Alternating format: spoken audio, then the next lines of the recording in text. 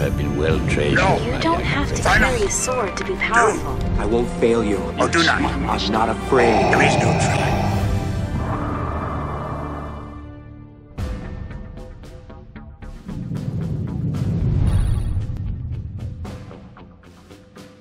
Hello everyone and welcome to another episode of Dissect the Deck. We have returning to us both Seth and Diso, who have brought to us some new decks, some fairly recently successful decks as well, to pit against each other and see how they do and talk through their moves and what they're thinking. So we'll start with you, Seth. What'd you bring? Who are you and what'd you bring?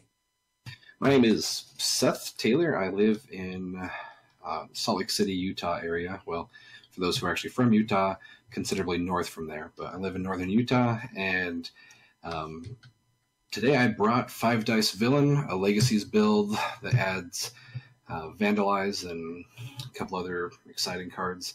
And love this deck in Empire at War, and I think it's still got a chance to do a lot of damage real fast. Excellent. And of course on the right, Diso, what you got for us? Hi, I brought in the deck that won the regional at San Diego. It's eAayla Sakura, eRose, and a single die of Ezra.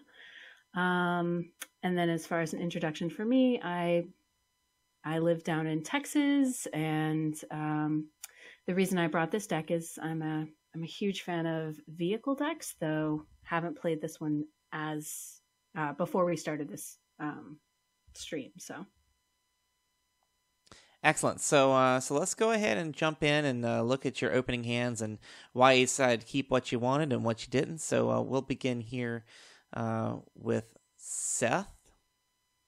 Yeah, I had the DH-17. Initially, I thought that I wanted to play the Friends in Low Places firsthand, and then I thought if I just had the He Doesn't Like You, that would be sufficient removal. So I just, especially early on against a vehicle deck that wants to ramp up. So I didn't think I was going to need to cast the best defense early game. I wanted to get that later on.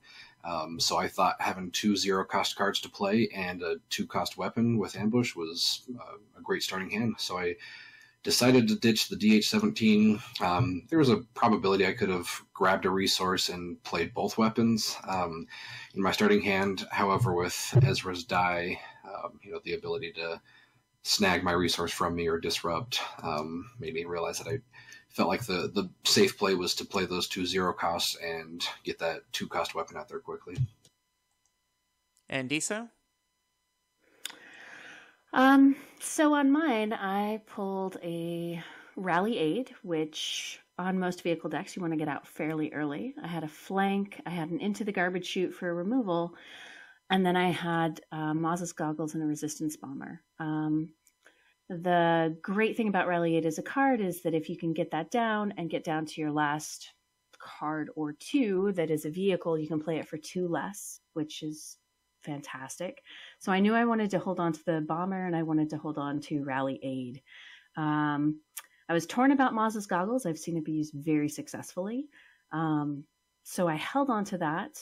And knowing that this deck has the potential to generate quite a few resources, I held on to that into the Garbage Chute and threw back the flank, I believe, to give me some removal, give me hopefully a support to help me get out a vehicle first turn.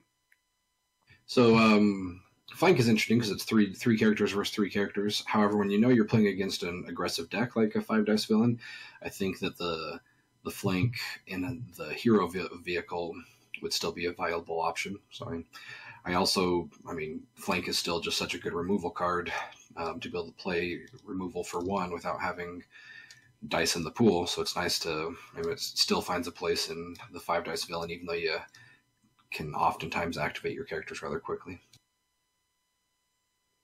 I agree. I think Into the Garbage Chute is also another fantastic card when you have multiple characters that you're not relying quite as much on their dice as you are on the dice of your potentially your vehicles. So being able to remove, I believe it's 2 dice by exhausting one of my characters is a pretty great removal card for 1 as well.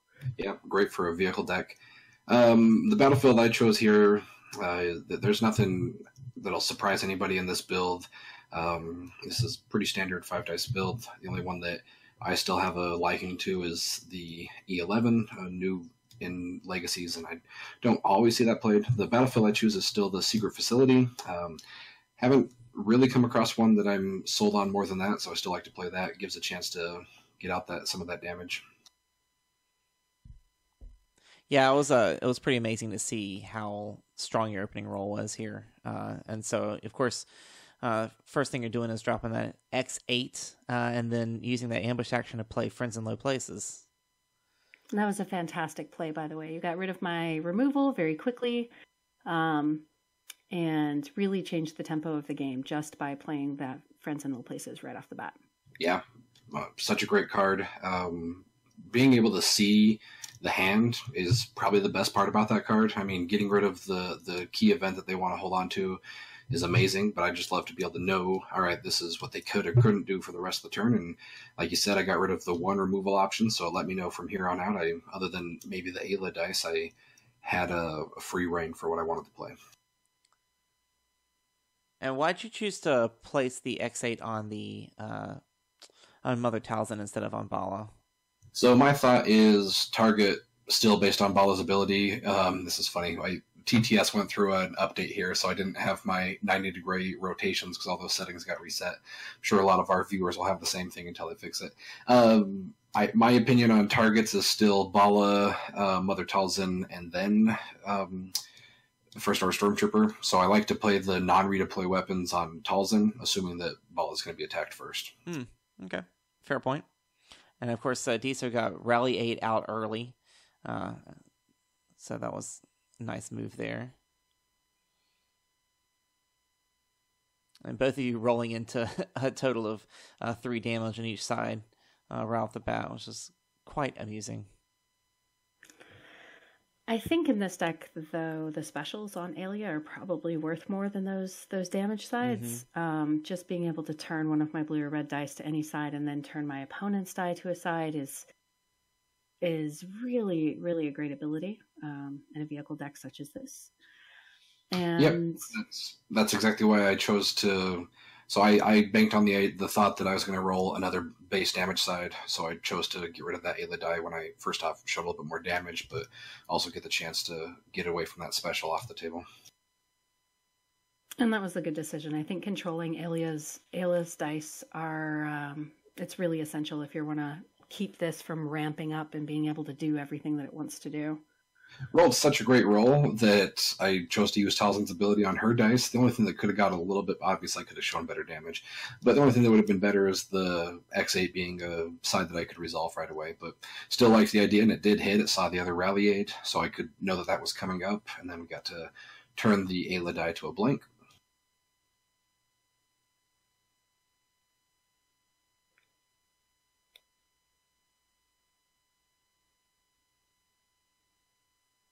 Was a little interested. I thought you were going to play the Maz's Goggles, but I could definitely see how getting that R2 out first round would also be really important for the deck. I've found generally that R2D2 is a pretty great card, and I think that actually what I ended up doing was using Maz to reroll because there was not a whole lot of anything that I could use. Like Ezra rolled a +2 on range damage, which I can't do anything with. I wanted to keep that disrupt so that you couldn't resolve the 3-for-1 on the X8, which was good. Like even if you rolled into a resource, it made that a die that you couldn't use right now. But you rolled into some great damage here, so. Yeah, and I see. Yeah, go ahead, Jason. You chose to discard the E11 for a reroll. Which, yeah, just like she said, I knew that if once that Ezra hits the disrupt and I'm out of removal, it sucks to waste a removal card on a disrupt anyway. But once she has that disrupt, I don't have the chance to get ahead by the only thing is if I had a truce. But she has that me on that lockdown there. Which knowing that my build actually doesn't have truce in my deck, it's one of my favorite yellow cards. Love truce. Just chose not to include it here. Because I focus on the bait and switch instead. However, knowing that 5 die, this hero vehicle build is very popular, and having that Ezra out there to disrupt the resource or steal the resource, I think that I'll definitely give Truce some real consideration to put back in here. We've seen Rally Aid get some great use here, just getting things out for nothing, which is pretty amazing. Like you said, waiting till the very end to make sure that when Rally Aid is used, you're getting those things out for free that you want out. I have definitely seen some people ramp out some amazing vehicles round one using Rally Aid. And I will say that most likely I did not play optimally with this deck. I know that it's capable of doing some really great damage and ramping out faster. But even as is, Rally Aid was still able throughout this game to get vehicles out much faster than you would ever have to be able to do on your own. So it's a great card. Yeah, and I just tough to slow down. I just did what this deck does and rolled a ton of damage. I obviously, in my opinion, I think you would have preferred to see the resistance bomber off of that discard to be able to still play that for one. But it's great to have the Rally Aid to be able to, when your only options left are things that you both can play with the resources available to you, and also cards that you don't mind getting down. Yeah, and I didn't feel too bad about R2-D2 coming out because you were obviously targeting eAayla Sakura first, and his ability is sort of a weaker version of her special. So if you can get his special out, then at least you have a certain amount of control over your own dice. Though eAayla is of course much better with being able to control one of your dice and one of your opponents.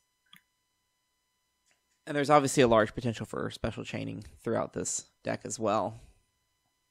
Yeah, I kudos to you on one of your plays. I'm going to bring it up when it happens, but you did use a little bit of special chaining, and I didn't really expect it, so it was a good play.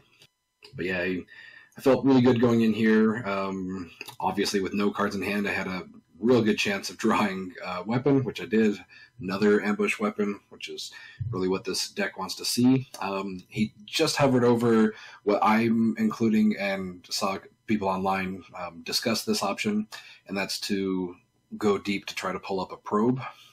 The idea of probe's not seeing a ton of play from my perspective, but same thing here. And friends in low places, I have a chance here to discard possibly 2 cards, and so another ambush into a discard option. And I did see another removal, which was fantastic. So he got rid of my pin down here, which since I didn't have a vehicle out at this point, it wasn't the worst removal card for me to lose. Flank would have definitely been worse for me, but losing any removal is unfortunate. So at this point, I think this is a great scenario. I don't have any dice out there, and so I think this is a really good die to doubt. I'm hoping that she either rolls the blank or a suboptimal special. So I doubt the eAayla die. She resolves the special. Slight misplay here. I think we've all been there at least once where when the opponent does something, you think it's your turn. So I went down to play another doubt, but obviously it was not my turn. So they catch me quickly there. But I like the idea of this. Again, she didn't have any other dice to turn, more beneficial dice, and I didn't have any dice for her to turn, so she hit the special. So it was one of the better dice situations that I would have liked to play that doubt. And I would say that probably for me, there was a misplay there as turning that side to a 2 melee. I think it was probably more advantageous at that point to turn it to her special. But you live and you learn with these decks. And one of the reasons that we record this is so that you can see us make mistakes and we can tell you why they're mistakes to help people who are moving from beginner to intermediate level players, so that you can learn from us doing things wrong. Yep, and that would be my opinion as well, as turning that to the eAayla die to the special would have been a good choice. I chose not to doubt the eAayla die at that point, even though that was going to be my next sequential move because she got more dice on the table. So if she re-rolled into the special, then I wouldn't have, it would have been the opportunity to turn a rose die and get, maybe double specials there. In this situation, I rolled just amazing. Again, picked her deck with Talzin's ability because of how good my roll was. Saw another odd cost, which was great. So I was able to blank a die, and then at this point I've got just a ton of damage showing on the table. It's really great the way that five die villain, especially with Talzin giving a little extra die control, can just ramp up damage so quickly now. It was fast in Empire at War, and I feel like it's gotten a little bit faster in how quickly it can put out a lot of damage. Well, yeah, I mean, one of the only weaknesses I really saw, which wasn't a huge weakness because the deck, like you said, in Empire would see a lot of top eights, a couple top fours, I believe, maybe a top four, but the biggest weakness was dice fixing, which Bait and Switch was in there, and Balatique has focus sides, so then Mother Talzin offers the focus side and that amazing dice fixing ability. Yeah, I think it was just one top.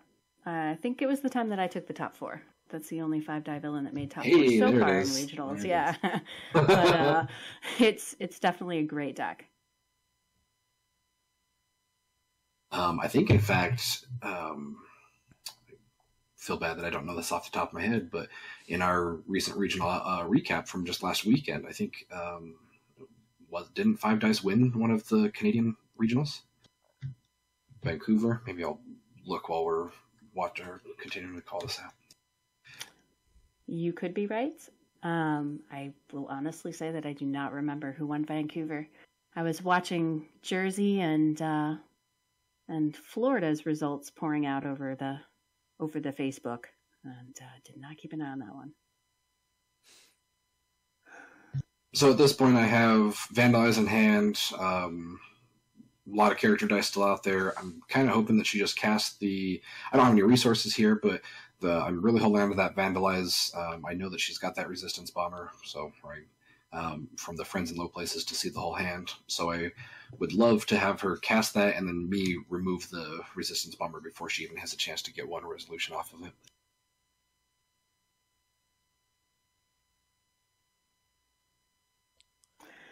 And at this point, I probably flanked the wrong die.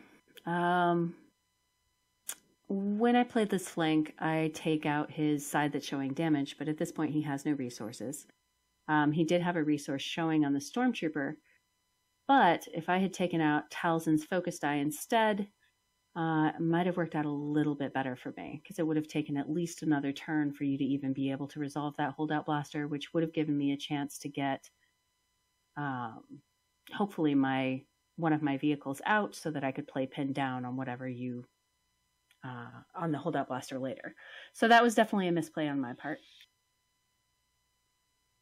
And just a shout out, because we were already talking about it, it was in fact Mother Talzin, eBala Trooper, that won first place at the Vancouver, BC regionals. Awesome. Well done to them. Yeah, Five Dice has seen a recent regional win. If anyone hasn't seen this deck played, you focus around trying to keep Bala alive to kill one of their characters, and if Bala gets to ready, Bala's ability is after an opponent's character is defeated, ready this character, and if you can do that even once in a game, you get a huge leg up, because at the time that you're going to be able to ready Bala, you've got one, maybe two weapons on him, which speaks to what Jason was saying, that why didn't I just put another weapon on him?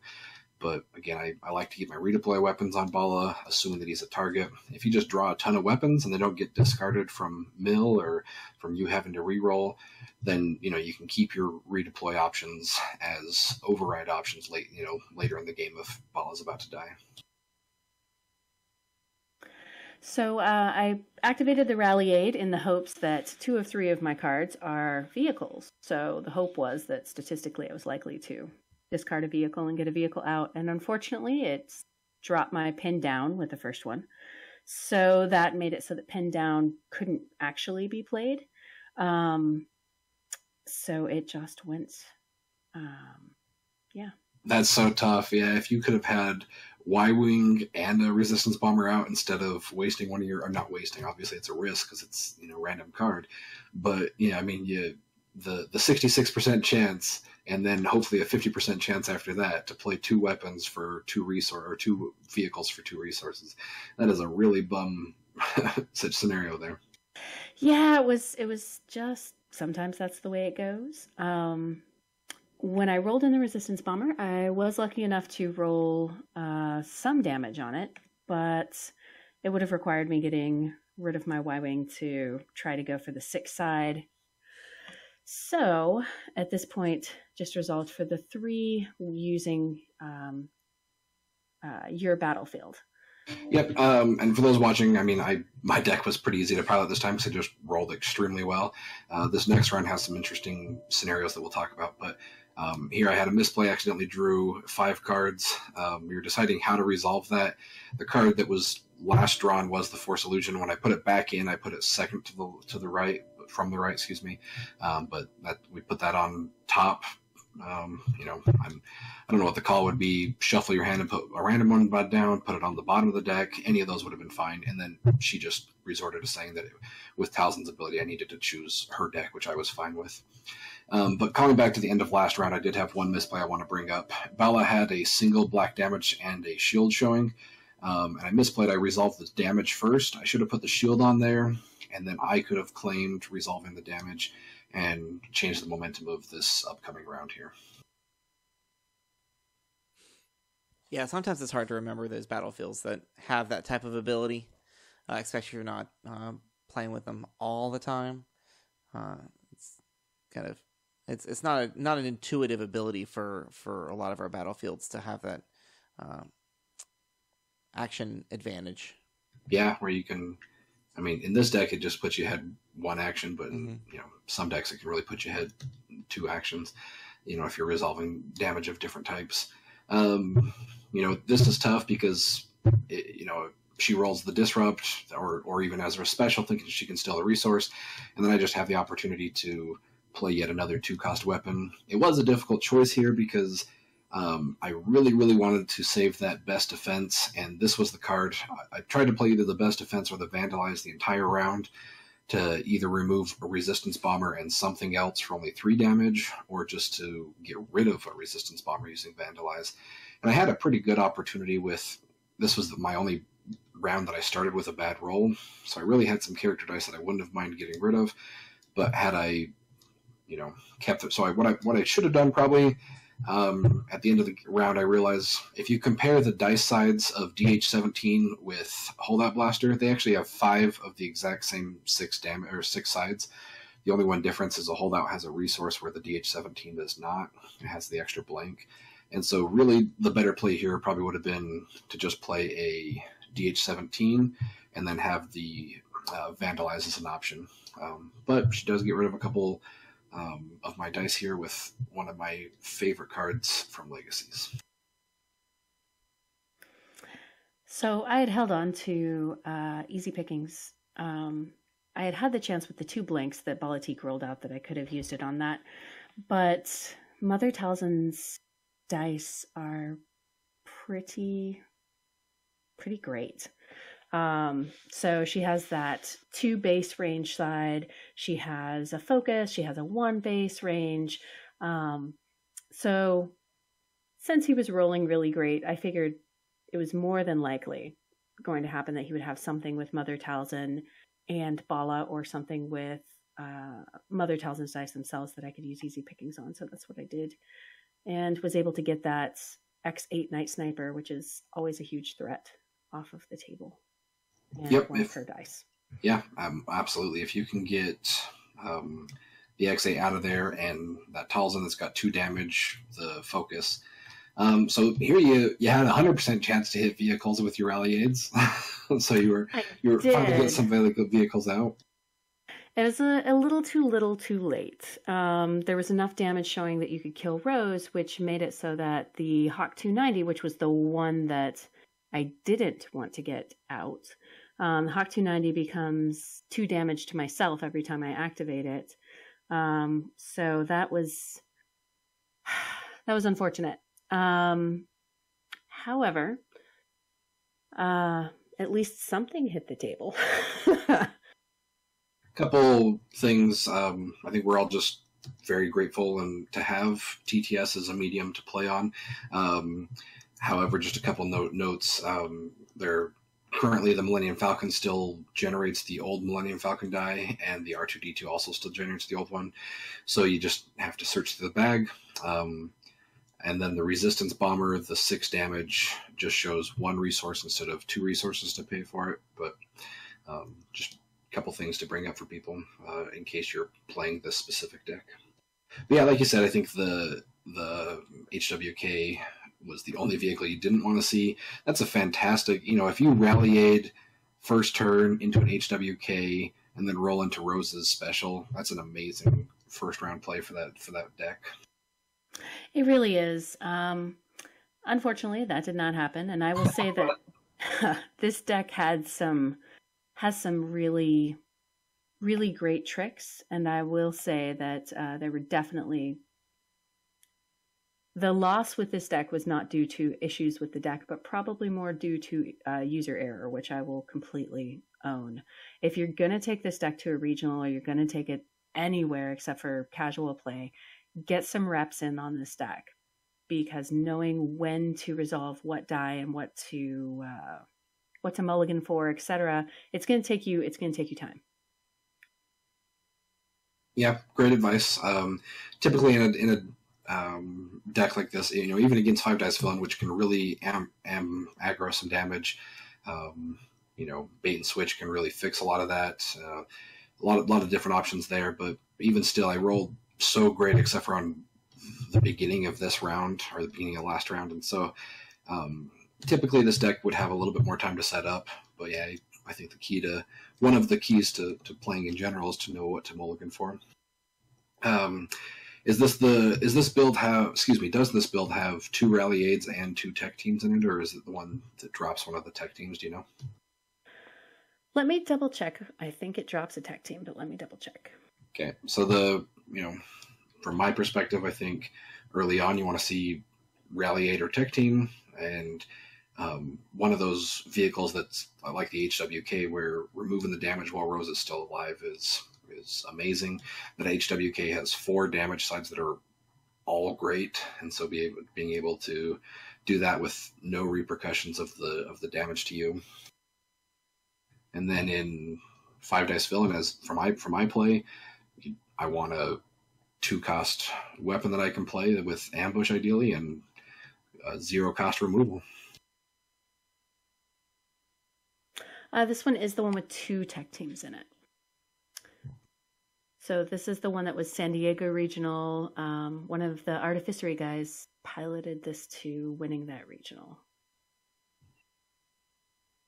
Awesome. I think that one had like 97 people. They had to do 8 rounds of Swiss. I think it went over 2 days, if I remember correctly. It's pretty great. But I would say that at that point, our meta almost seems to be shifting weekly, since there are so many regionals that are all together with this Legacies meta happening. The meta seems to be shifting every week. So that week, to bring this deck, which is a little bit slower, but can put out a whole lot of damage in a very, and by round 2, round 3, I think was the right call. That may not be the case when you go to your next regional. There might be fast meta back in the works, especially with the Hyperloops guys, some of the Hyperloops guys taking Sabine Ezra back into the meta and speeding everything up again. So something to keep in mind, that your local meta and your mileage with these decks may vary. Yeah, both are key, and a single card can make a big difference, including something that can remove shields. So what happened here for the rest of the round, or for a good portion of the round, is I was stuck with the exact situation that I played myself into by not playing my 1-cost weapon instead I chose to play the 2-cost. I had a best defense, just like I said I wanted to do. I had the best defense and the Vandalize. It would have been perfect to be able to resolve the best defense to remove Resistance Bomber of 6 damage and a Millennium Falcon die to just do only 3 damage. But since she kept that Ezra die out there, and I obviously didn't, I couldn't get the resource. I couldn't stay ahead of that. So I was locked with the holdout die showing a resource and the Ezra showing a disrupt. Eventually, just to, on a new Balatik activation, since I killed Rose this round, I just decided to resolve the resource, force her to use the Ezra and disrupt. But I really wish I would have had a resource there. A truce would have been perfect here. I could have avoided myself 6 damage.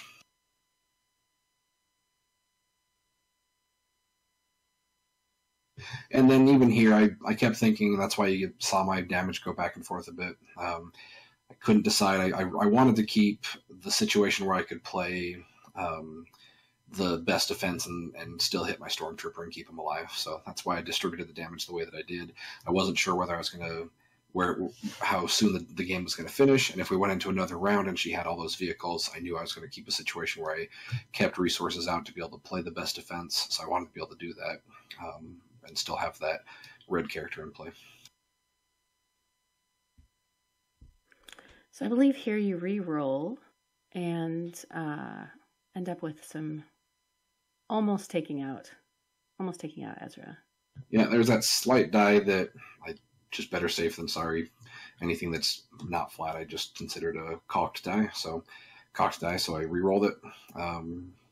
So was able to get 5 damage here. She had 4 vehicles in her hand earlier on, so no removal options remaining. And at this point, the game is it's going to require a miracle, which I know, for me to be able to take this home. So I took my 2 resources from the Millennium Falcon and tried to, hope that maybe something would happen. But at this point, it's pretty well finished. I discarded the Hawk because it was not going to be useful for me. So obviously I drew the backup muscle, so unless you had a out of hand, I suppose there's so few cards that, if anything, that could have resolved around that. Maybe that Exhaust already a support card, which I'm surprised. Yeah. I'm surprised, to be honest, that you never see that played in vehicle decks. But the one question I did have is, if this list had a second chance, I think that would be what you'd want to dig for. But I don't know if in a 3-color build, if you even run a second chance or not. In this one, the only upgrade that is in this deck is 1 Maz's Goggles. That's it. There's no second chance. Maybe if you had like a field medic, yeah, there you could throw that in and heal him for 2. But I understand why they have so much of their deck is just all about the supports, and then just events to keep those supports going. Looking back, I probably, when I went for the mulligan, might have played a little more conservatively, gone for trying to get a caution out of my events so I can start off with more shields. Definitely would have not tried to outrun the fast deck. And I think that was the mistake that I made. I played your game as opposed to playing the game that this deck wants to play. Yeah, that deck, the vehicle deck, runs so many of those 2 dice removal card options, easy pickings, into the garbage chute and tangle, which are all in your hand. Great to be able to remove multiple dice, and I think that's a play that you go for against against a deck that has a lot of modifier, but with Talzin added in there has better base damage sides. And so if you can remove 2 dice and remove both base damage sides, or get rid of just a crucial blow by removing multiple dice, that's always great. Definitely. So yeah, but it was a great game. Learned a lot about this deck, and I really enjoyed your 5-die villain. It looks really, really good. Some really cool additions. One thing I do want to talk about, because you brought it up, so I'm glad I saw it in my hand. This deck runs a single copy of Sustained Fire. I think that shields are still prominent enough in most metas, at least for a 1-of to include here. Sustained Fire, pay 1, you have to have at least 2 dice showing range damage, and then you remove all shields from all of an opponent's characters. And just a fantastic shield removal option. I think that's a great include with that deck, with all the shields that are available out there, to make it so you can take all of your opponent's shields off and just have, all you have to have is 2 range showing, which your deck is going to almost every single turn have at least 2 range showing. So that's really good. Excellent. Well, perfect. I think as Disso said, we like to learn from our mistakes. We want you to learn from our mistakes, and also maybe some of the good plays we make. So, as always, we want your feedback and to tell us the good and the bad. And take it away, Jason. Absolutely. So feel free to leave us a comment about this video in the comments below. And thanks to both Seth and Disso for playing it out and showing us these decks that have been making a splash here in the meta recently. And we look forward to next week, where we bring you something new. Thanks, everybody. Thank you.